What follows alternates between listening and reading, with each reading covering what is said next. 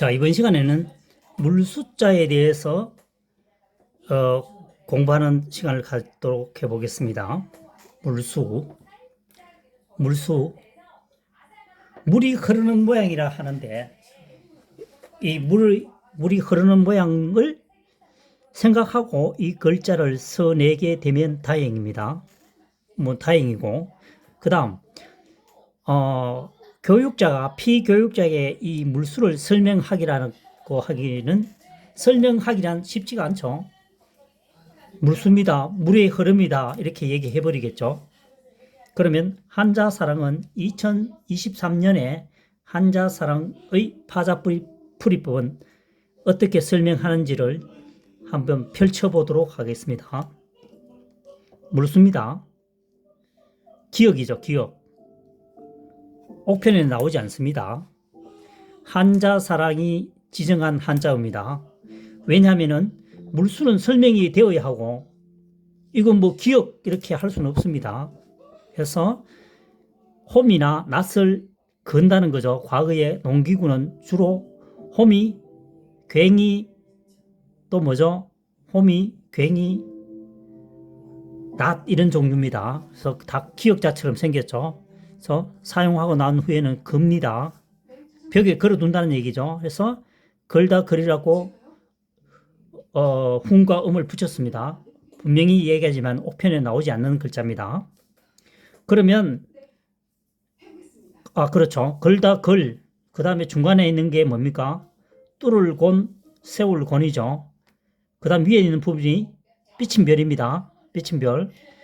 그 다음에 이 나온 글자가 뭐죠? 파인불입니다. 그러니까 다시 말해서 물숫자는 걸다 걸은 한자사랑이 만든 글자고 그 외에는 붓으로 지금 합체가 되어 있죠. 뚫을곤, 삐침별, 파인불 다 있습니다. 걸다 걸은 이제 만들어 넣는 글자 한자어고요. 그러면 봅시다. 물이라고 하는 것은 홍수가 왔다고 가정해 봤을 때 물이 내려오다 보면 무언가 걸리기도 하죠. 걸리기도 하고 또 길을 이제 뭡니까? 물길을 넓게 만들어 버리니까 뚫어 버리겠죠.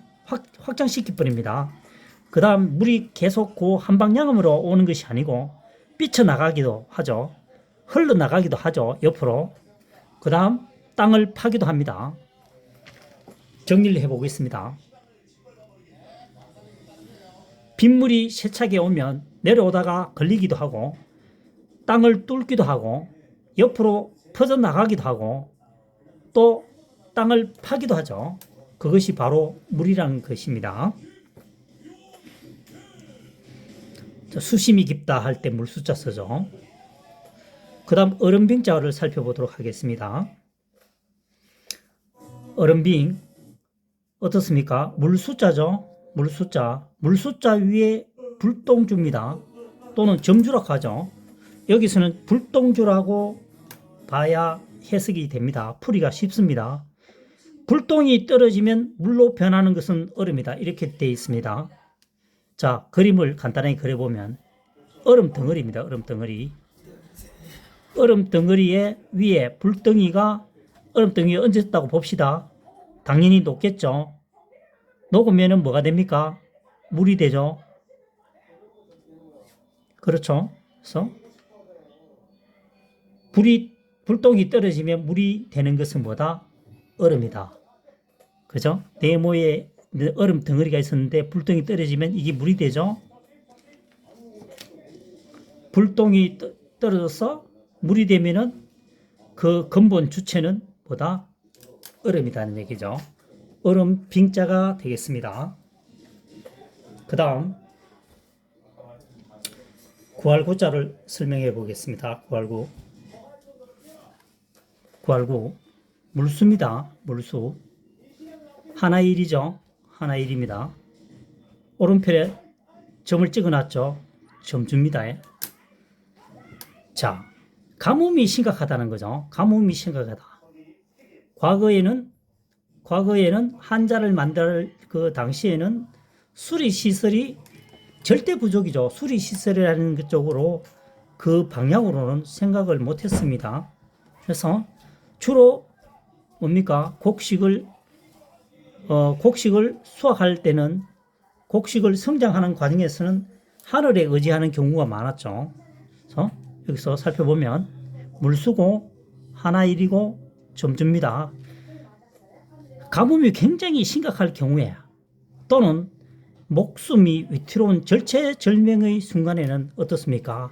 한 점의 하나의 한 방울의 점, 한 점의 물이라도 어떻습니까? 구해야 한다는 거죠. 사람이 죽어간다. 주위에 물은 없다. 한 방울의 물 굉장히 중요하겠죠. 그때는 어쨌든 물을 구해야 됩니다.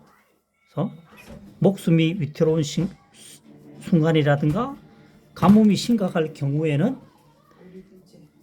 하나의 점, 이렇게 발음이 좀 이상한데 한 점의 한 방울의 물이라도 구해야 한다, 이런 뜻입니다. 구할 구자입니다. 그 다음 구슬구자에 대해서 설명을 해보도록 하겠습니다. 임금왕이죠.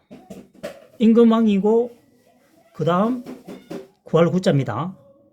임금을 구한다. 임금을 구하니까 구슬이 된다. 뭔가 좀 이상합니다. 사실은 이 임금왕자가 아니고요. 구슬옥자가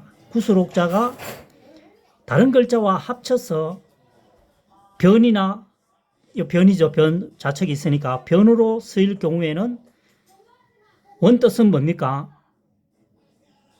구슬옥이라는 얘기죠. 여기 구슬옥이 들어가야 되는데 단독으로 쓰이는 것이 아니고 다른 글자와 이렇게 합쳐져 있을 때는 구슬옥이 점 하나를 빼고 임금왕을 붙인다 이겁니다.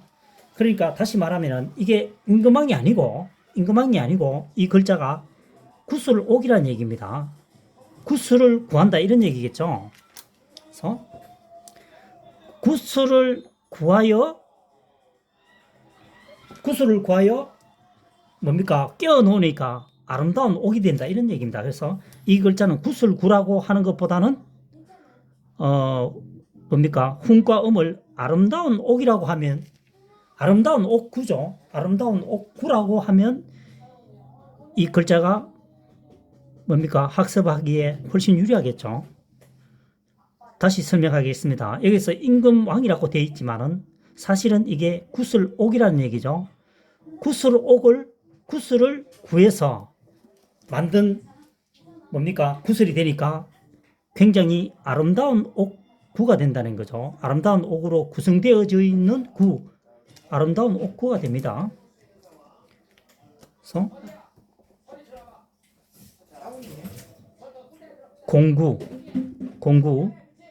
공은 둥글죠. 둥글다는 의미를 갖고 있습니다. 구기종목 할 때 이 구자 씁니다.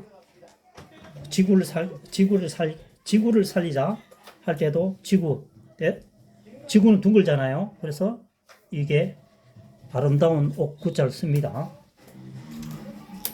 그 다음 살구행입니다. 살구행이 2급 한자에 해당합니다. 나무목입니다. 나무목 아래에 뭡니까? 입구죠. 그러니까 잎 위에 나무라는 거죠. 잎 위에 나무 열매를 먹였으니까 어떤 뭡니까? 아픈 사람이 아팠는데 입 속에 나무 열매를 넣으니까 효능이 뛰어나서 그 사람을 살렸다 이 정도입니다. 그래서 살구행입니다. 살구란 얘기죠. 나무 열매가 있었는데 입 속에 넣었더니까 병이 완쾌되었다. 단기간은 아니겠지만요. 과거에 어떤 뭡니까?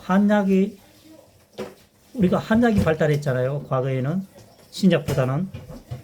생각하면 되겠습니다. 다시 한번 설명해 볼게요. 나무 열매를 입속에 넣었으니까 병이 완쾌되었다. 시간이 흐른 후에 알고 보니까 그것은 살구였다. 이렇게 됩니다. 그래서 살구의 그 효능을 찾아보면요. 야맹증, 피부 미용에 좋다. 그러니까 이런 쪽에는 병을 살리는 건 아니고요. 특히 이게 항산화 효과가 있답니다. 살구가. 항산화 효과가 뭐냐? 몸속의 염증이라든가 세포 노화를 방지하고 변질하는 것을 대응한다. 그죠? 그러니까 몸속의 염증을 제거해 주니까 병이 완쾌 되겠죠. 그것을 나중에 알고 보니까 살구 열매였다 이런 얘기입니다. 그 다음 마지막으로 아드칼묘자에 대해서 설명을 해보겠습니다. 여기서는 아드칼묘보다는 어두울묘라고 접근하면은 풀이하면은 글자가 쉬워집니다. 1급에 해당하는 글자군요. 자, 나무목이죠. 나무목 해일입니다. 나무 속으로 지금 해가 내려가가 있죠. 나무 속에 해가 감추어진 현상입니다. 이 글자가 보면 나무 아래에 해가 숨어 있으니까 어떻습니까? 주변은 당연히 어둡겠죠. 그래서 어두울며 주변이 어둡게 되면은 굉장히 아득하게 보입니다. 아득할묘.